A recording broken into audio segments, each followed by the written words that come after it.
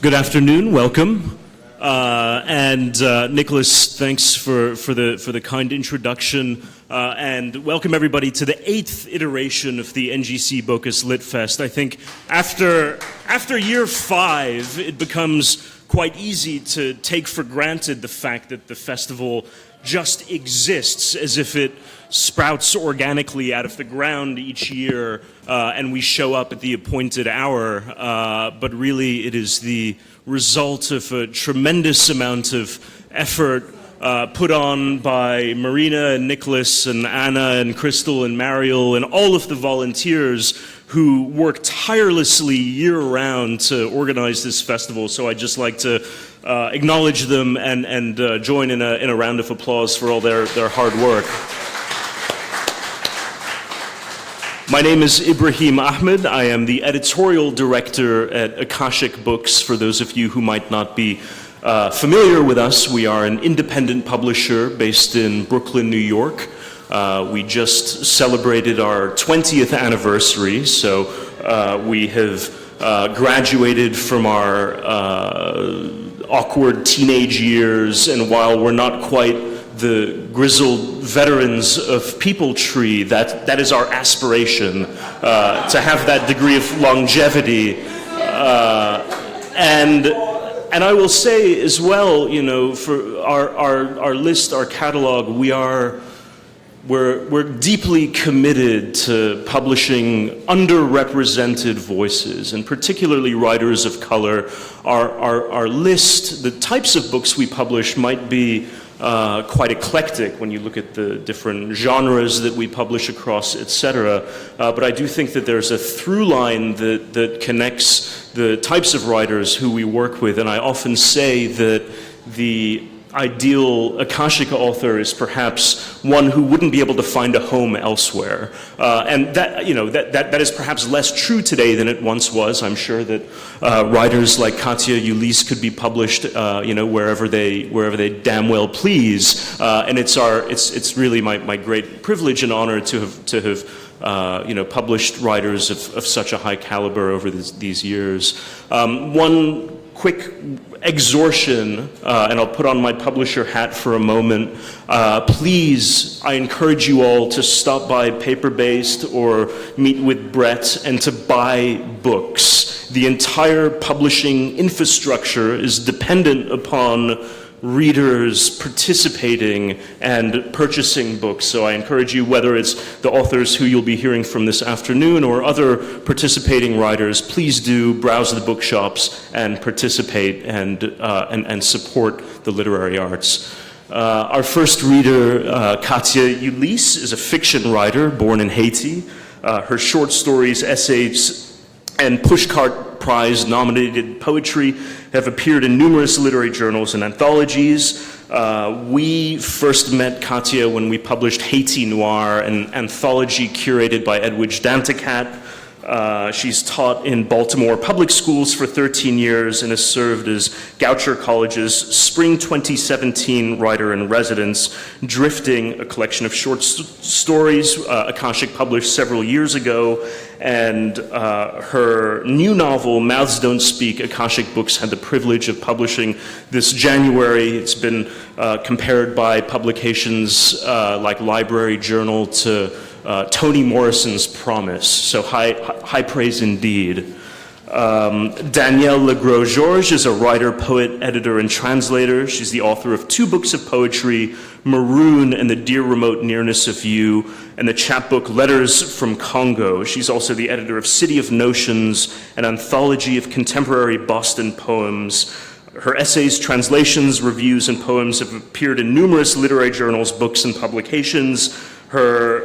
She's also Boston's Poet Laureate, a role in which she serves as an advocate for poetry, language, and the arts, and she currently teaches at Lesley University. So please join me in welcoming our first reader, Katia Ulysse, to the stage.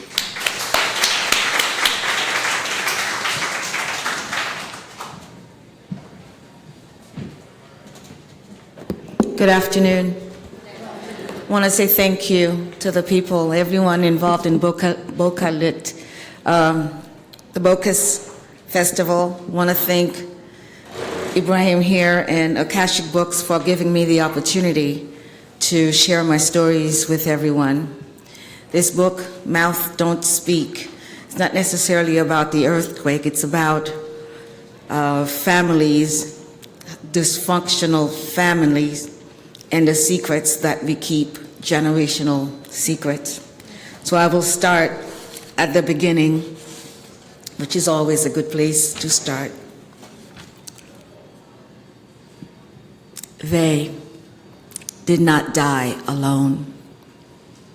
Black, white, mulatto, quadroon, octoroon, Sakatra, and grief, they met the same fate, but there was no comfort in that.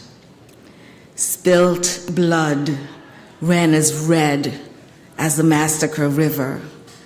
Raphael Trujillo would have been tickled pink. Rich, poor, Catholic, Protestant, and Vaudouisan would be bound together for eternity. False prophets, missionaries, prostitutes, politicians, kidnappers, and their unsuspecting victims, unemployed blacksmiths and prolific journalists, kind-hearted beggars and doctors, pacifists, teachers, and their students, unborn and still unnamed children, filled dump trucks and wheelbarrows destined for mass graves. Someone said a prayer on that remote mountain range where a vicious dictator once disappeared those who uttered his name without the proper measure of reverence. The dank smell of despair pervaded the air as more trucks stacked with corpses arrived, but high above the carnage, few clouds obstructed the tranquil sky. Scalding tears coursed down Jacqueline's cheeks, drenching the front of her faded t-shirt. Across her chest, multicolor paintbrushes leaned against one another, forming the slogan, "No art, no peace." She had not changed her clothes since she learned about the earthquake 3 days prior. She had not eaten and she had forgotten to bathe. She was oblivious to the sickly sweet odor issuing from her pores. What mattered was the near annihilation of her birth country, now 3,000 miles away from her front door. What mattered even more was finding her family. The temblor continued to assert its strength by delivering one powerful aftershock after another, destroying whatever hazardous infrastructure existed.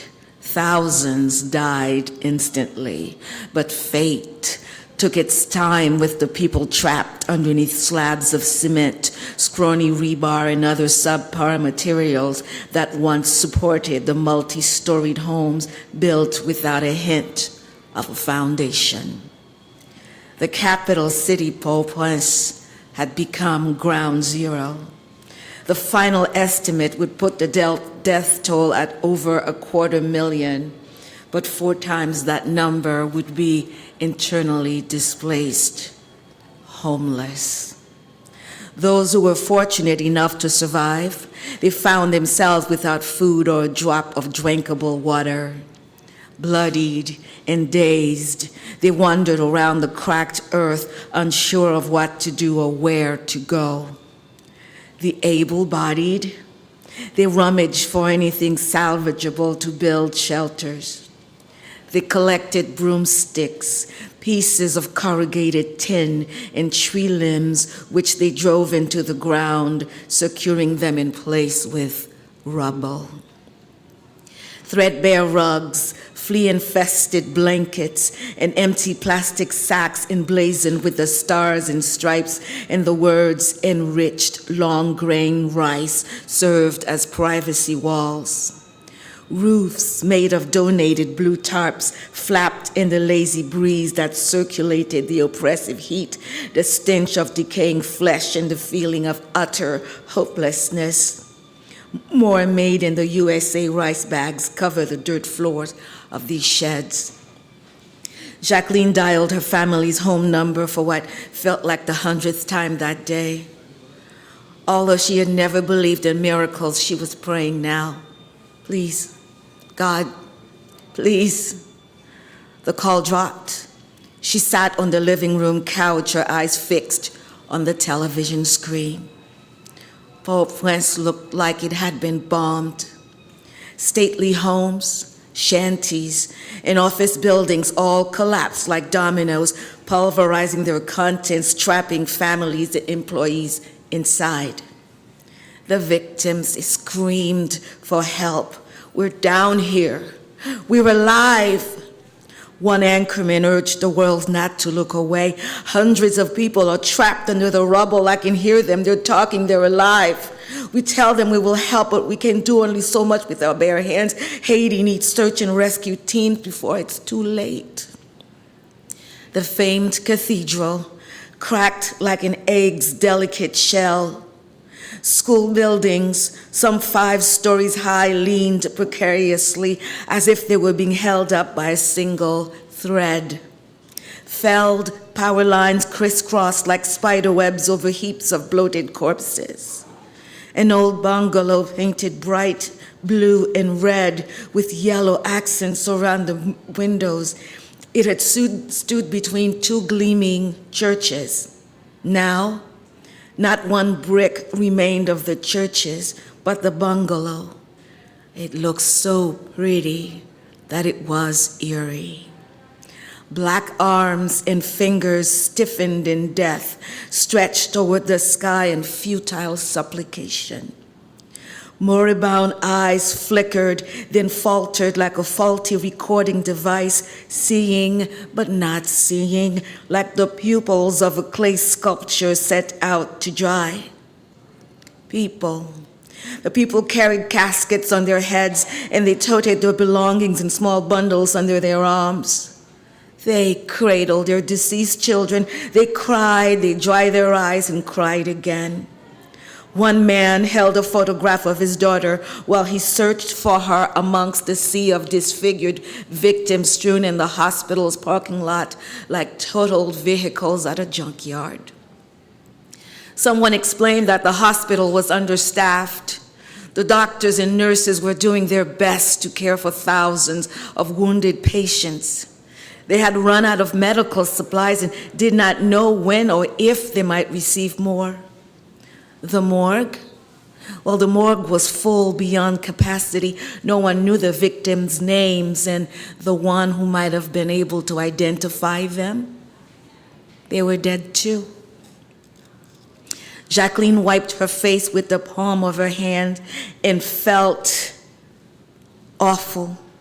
Holding her cell phone in her right, she punched a series of numbers before connection could be established. There came 3 distinct sounds. The first was no sound at all, just a deafening silence that lasted a few spiteful seconds. The next was a click, click, click, click, click, like a rusty key's teeth being forced into a lock. The third was another empty silence that would have unhinged even the patron saint of patience and understanding. Now, Jacqueline hadn't been home for 25 years, and when people came out of their graves, having spat in the face of death, everyone began to call Haitians resilient. Now, Jacqueline did not feel resilient, though, because she was falling apart.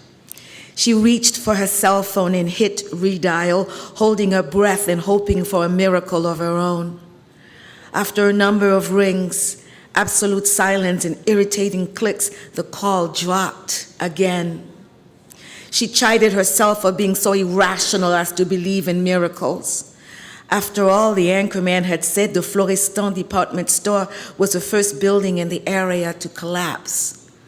That was her parents' department store, and the cameras showed that the roof was on the sidewalk. The neon sign had shattered into 1,000 pieces, and shopping carts, all the shopping carts, they looked like crumpled bobby pins.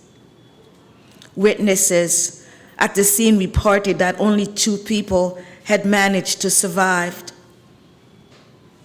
and one was critically injured. A good Samaritan put him in his truck and drove to the hospital. The other survivor went on camera to tell the anchorman that there were at least 100 people, employees and customers, still trapped in the department store. They're alive. Let's help them come out. But no one could. Jacqueline wondered if her own resiliency had thinned because she had been out of Haiti for 25 years. Those men and women who were buried alive for days and emerged with a song on their lips and thumbs jutted upwards for having spat in death's face, they were resilient, not her. She allowed herself to hope that just maybe her parents were still alive somewhere, spitting in death's face too. But she knew they were dead. She felt it in her blood. Jacqueline rubbed her eyes with the hem of her "No Art, No Peace" t-shirt and dialed her parents' telephone number again. She looked at the television screen, watching truckloads of bodies being dumped hastily into craters in the remote mountain range where dictators used to dispose of perceived enemies. The unidentifiable corpses were then covered with dirt. No one would ever know who they were. Their families would spend their entire lives searching for them, wondering if so-and-so was merely left or lost, wondering if a foreign province without a dime, in a foreign province without a dime or a place to sleep at night. Jacqueline's stomach lurched. Her mouth was dry. Her skin itched. Another, "Is everyone in your family accounted for?" call came. She never explained to everyone that everyone in her family comprised just her mother and father. There were no uncles, no cousins, nobody else. Grandparents on both sides had died long before Jacqueline was even born. Her parents' deaths would make her the last surviving Floristan. Thankfully, she had her husband and her daughter, and thankfully they were safe and came home every night, although it felt as if it had been years since she saw them. As the medication continued to work, she took pills just to help herself sleep. Jacqueline's mind vacillated between fear and detachment. She eyed the clock. Kevin and Amber would be home soon. She put water in a pot and set it on a burner, adding olive oil and salt. When the water started to boil, she poured in the box of spaghetti that had been in the cupboard longer than most marriages last. The dazed people milling about Port-au-Prince now wore toothpaste mustaches to ward off the smell of decomposing bodies and prevent infections, so they believed. Haiti would dominate the news for weeks. Then one after another, the reporters would just trickle out. Other disasters in other countries deserved the coverage now. Haitians were used to cyclones and mudslides, not earthquakes. That was a complete surprise. January 12 had taken Haiti by surprise and provided newspapers with weeks' worth of headlines. But audiences, they like variety. And Mother Nature would oblige them. The reporters, they had to go wherever the tragedy was raw and fresh. They needed to be where the dead bodies were still warm. Thank you.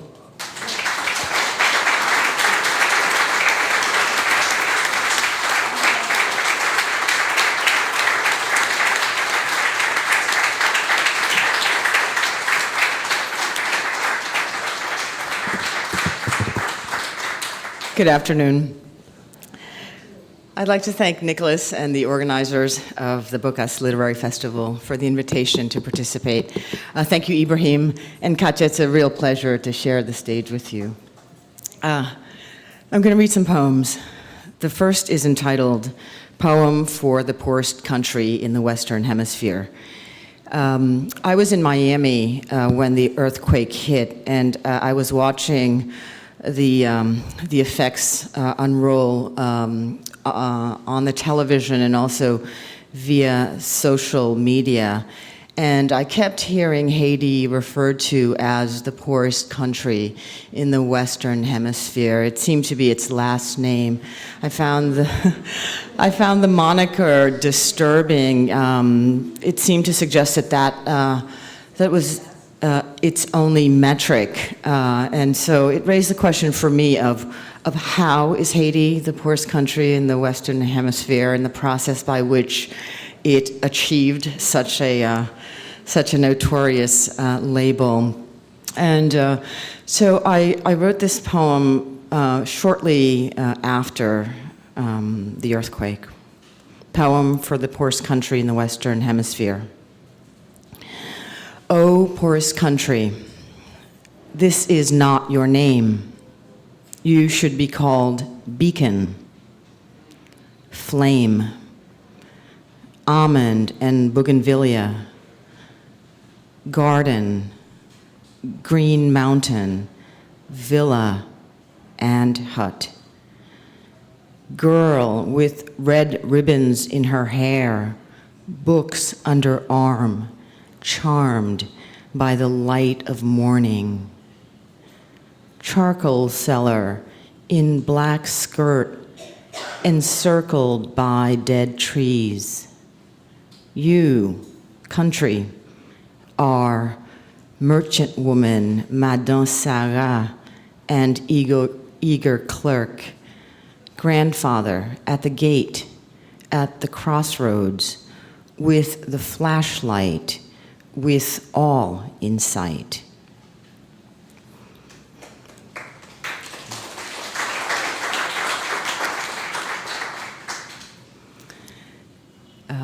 And again, shortly after the earthquake, I was asked to submit a poem to a book whose proceeds would go toward relief efforts. And I found the poem really difficult to write, especially because, I was, like many Haitians and many friends of Haiti and Haitians, was concerned with family members there and friends there, and just trying to figure out what was taking place.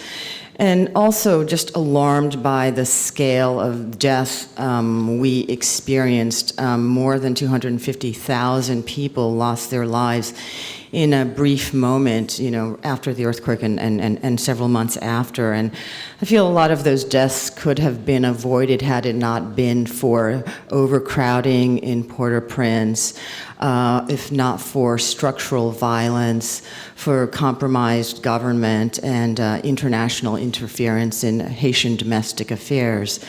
So I found that I had few words, and here's the poem that emerged. It's called Intersection. The earth shook. A portal opened. I walked through it. The earth shook. A portal opened. I walked through it. The earth shook. A portal opened. I walked through it. The earth shook. A portal opened. I walked through it. I walked through it. The earth shook. A portal opened. I walked through it. Ash. The earth shook. A portal opened. I walked through it. Earth. Earth. The earth shook. A portal opened. I walked through it. I walked through it. I walked through it. The earth shook. A portal opened. I walked through it. The earth shook. A portal opened. I walked through it. I walked. The earth shook. A portal opens. I walk through it.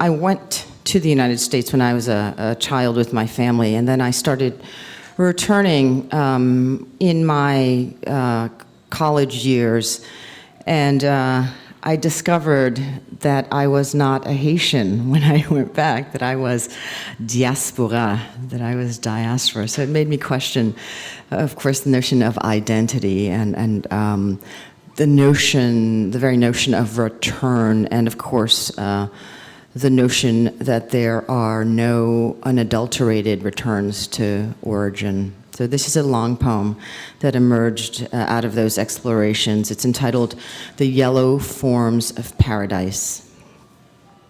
It'll be my last poem. With paradise suspended from their necks like a giant clock, the old folks stitched together the island's shifting colors. Its iridescent paths of light they project onto the days between this and the lost country. We are going back, they say. They pierce our ears with the golden studs of paradise which hum when removed and studied in the palm. Home is a tiny bracelet engraved with a girl's name, a scarf that ties the head down, keeps it down.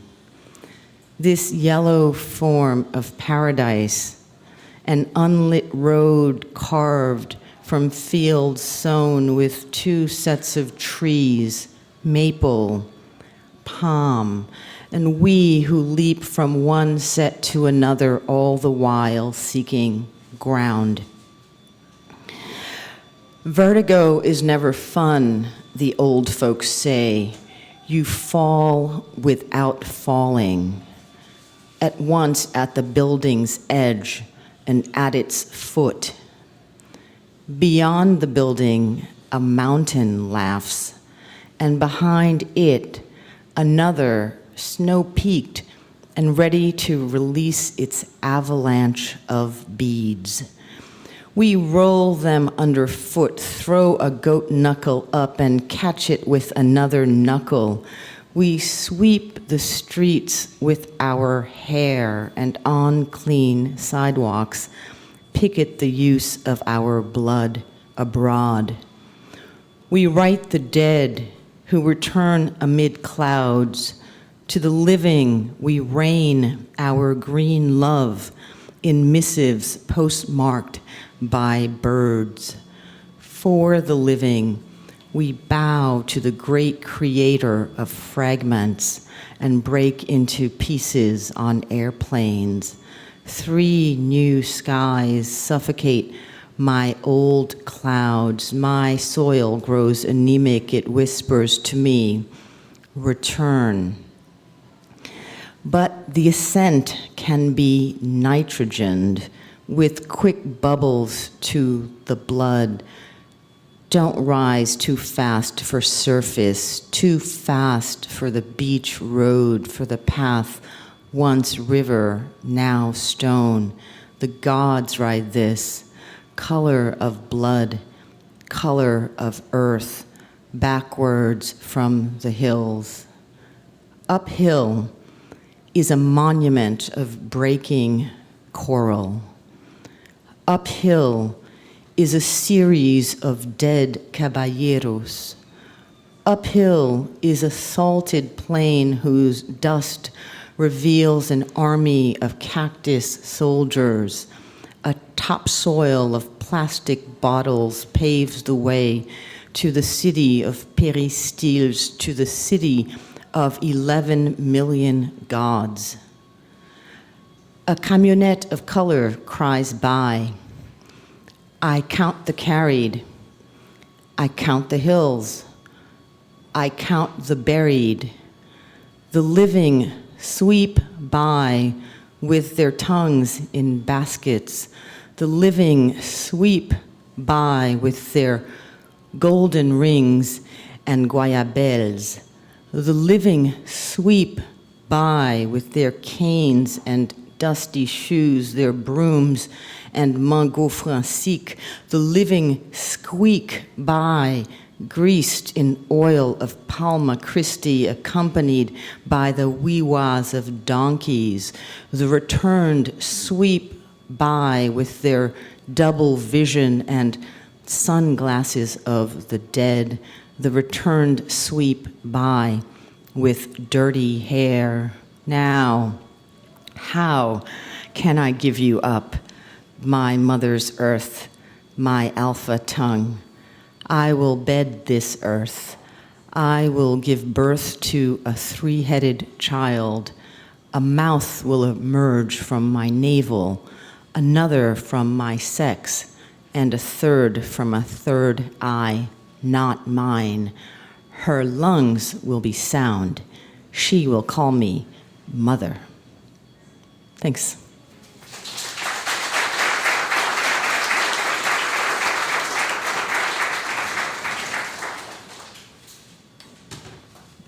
Thanks.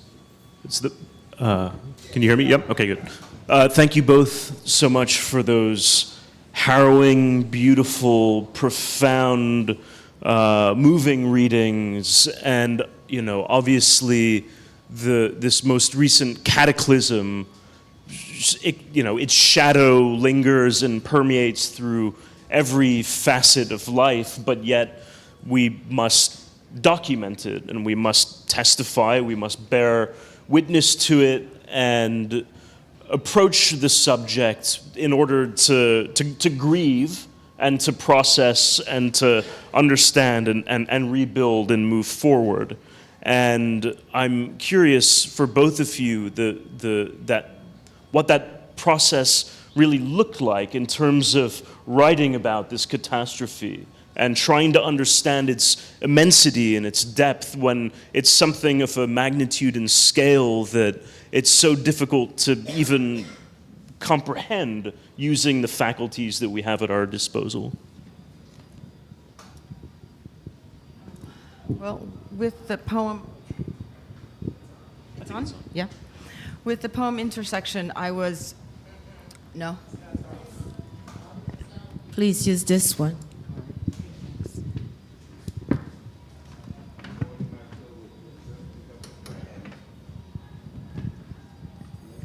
With the poem Intersection, I quickly knew that I couldn't write a screed against all of the factors that had resulted in this cluster bomb, this awful experience. And so I felt that I needed to get a little bit more basic. I was at once attempting to address the universal and the particular, and I quickly sort of understood that I had to strip things down as opposed to build things up. For me, that was the approach, because the situation was still unrolling. There was a lot that I was attempting to learn, that all of us were attempting to learn, that we were just trying to figure out. Yeah. Well, the earthquake for me, I think I'm still grieving.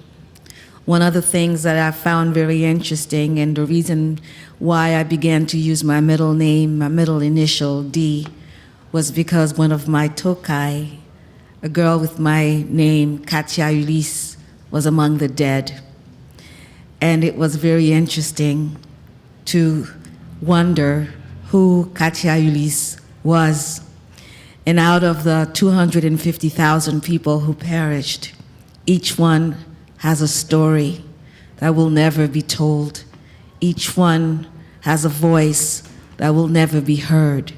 And what I attempted to do was tell a story not from the perspective which we're all familiar with of that 7 word, which is really a 4-letter word.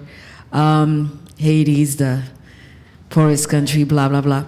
And I wanted to tell it from the perspective of a family who was not as affected as the disaster or disastrous results that we all witnessed on television. And this story is sort of a new narrative because Haiti does need new narratives. As somebody I know says, my sister, she wrote a book called Haiti Needs New Narratives. And that's what I attempted to do with Mouth, Don't Speak. And, you know, looking back at the recent history of modern Haiti, we have these events of national trauma resulting from occupation and exploitation and political upheaval. And, you know, I feel like these macro level issues, while they inform every aspect of modern life, at the same time, there are these personal, more kind of intimate understandings of trauma that are personal. And I'm curious about, Katia, in your novel, your protagonists deal with personal trauma in a variety of ways, including one of the characters in the novel is a war veteran. And I'm curious about how trauma can manifest itself and resonate on a number of different planes. You go ahead. Oh, well, I think in your novel, you deal with trauma more. Well, trauma is a part of our fabric, the fabric of Haiti, and it's also, if you look at what's going on in the world today, I think we've all become very familiar with trauma. We are seeing it in the eyes of children whose names we will never know. But what's one child in one country? You know, a 5-year-old in Syria or a 5-year-old in Haiti is a 5-year-old here and ought not become so familiar with trauma, ought not be so familiar with misfortune. In the story, Mouth Don't Speak, there is the husband is a war veteran who suffers from extreme PTSD. And I think that is something, you know, veterans of all wars in all countries, anyone in whose hand a gun is placed and told to destroy someone whose name they will never know, occupies a very special place in my heart. And I think we don't do enough. We don't do enough to serve the needs of those people and veterans of all wars, of all countries. And I really do hope that we pay better or more attention to their plight and hear their cries, because trauma doesn't have a nationality. Trauma is universal, and we all bleed the same. And I'd like to challenge the association of Haiti with trauma, right? Haiti is a site of lack, of a site of need, as a site of stateless citizens. At Haiti out of time, I think it's a trope that is attached for a whole host of reasons to Haiti. And I don't want to suggest that we don't struggle with poverty, we don't struggle with serious issues, but I think I want to point us in the direction of what Haitians do in the face of seemingly insurmountable odds. And I hesitate to use the word resilience. It suggests that a bomb can be dropped on Haitians and they're just going to leap up and carry on. But I think it takes great sense of self, great will to to resist oppression in general, to resist the tropes we have to negotiate both inside Haiti and outside Haiti, and to live. And so I want to just underscore the great will of Haitians in the face of everyday trauma and awful things. That's very well said, and you've been watching me nod my head as you've been speaking, and it makes me wonder about the possibilities for the literature and how can writers relieve themselves of the burden of feeling like they always need to tell stories that are that involve these issues. Why can't Haitian writers be freed from the shackles and the baggage that comes with the country's history? Why can't Haitian writers be allowed a space to write stories that are simply stories? And how do we create that space? I think they already do. Yeah. Right? I think we create nuanced stories that create this wonderful tapestry of Haitian life, both in Haiti and in the diaspora. That said, I think we have a great tradition of engaged literature, a literature that reflects the writer's concerns with questions, the large questions in society, issues of social justice. And I think we can do that within those stories, too. I think about writers like, of course, Edwige Danticat and Roxane Gay, who's taking over the world, right? Who's writing all kinds of narratives in all kinds of genres. And I think many of us write love poems and love stories, in addition to responding to what we're confronted with.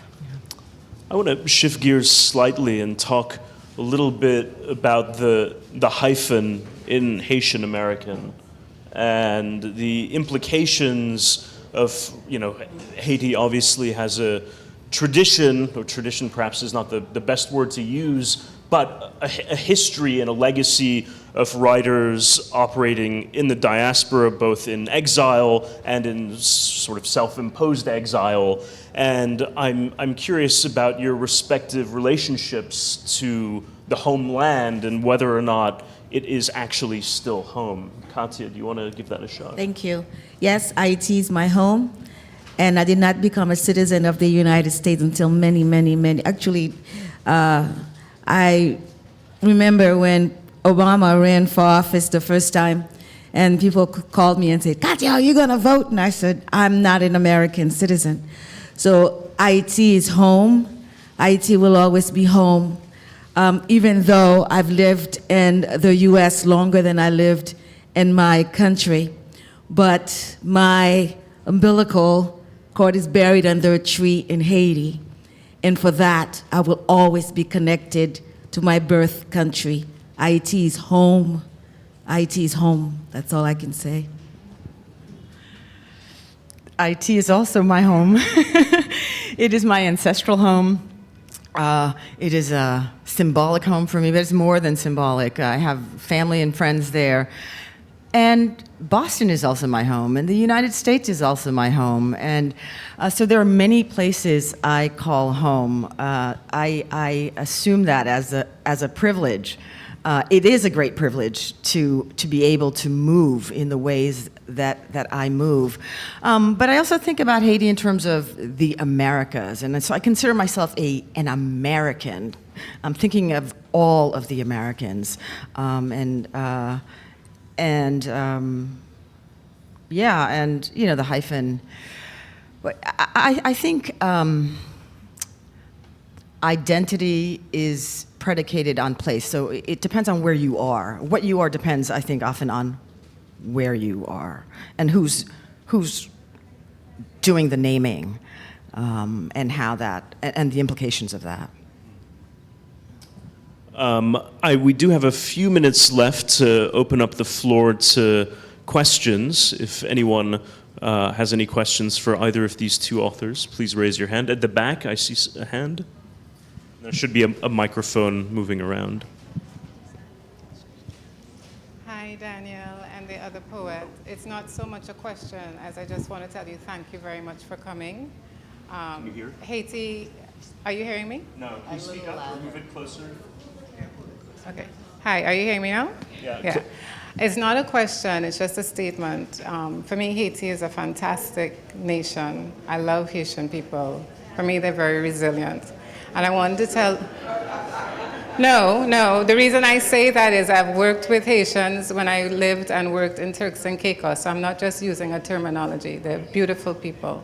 But I met Danielle, because an aunt of mine is an author, and she came to present. And I knew when you were saying your poem, you had to live through the pain again, and that was difficult. So I want to thank you for sharing that with us. But when you were reading, I walked through. It was fantastic. It reminded me of Aimé Césaire and his book Antigone, and I love Aimé Césaire. And it also reminded me of a movie I saw with Encounters of a Third Kind. So I think you all are amazing. Continue the work, and as in the Caribbean, we must keep together, and thanks for sharing your work with us. Merci beaucoup.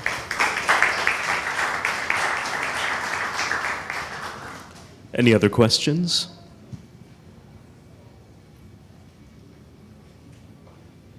Going once? Going twice? Well, if there are no questions now, perhaps informally, both authors are going to be right next door signing books outside. Once you've had your book signed, please return to this room for the next Big Ideas session about how Port of Spain became a modern city. But before we go, one more round of applause for both of these fantastic writers. Thank you.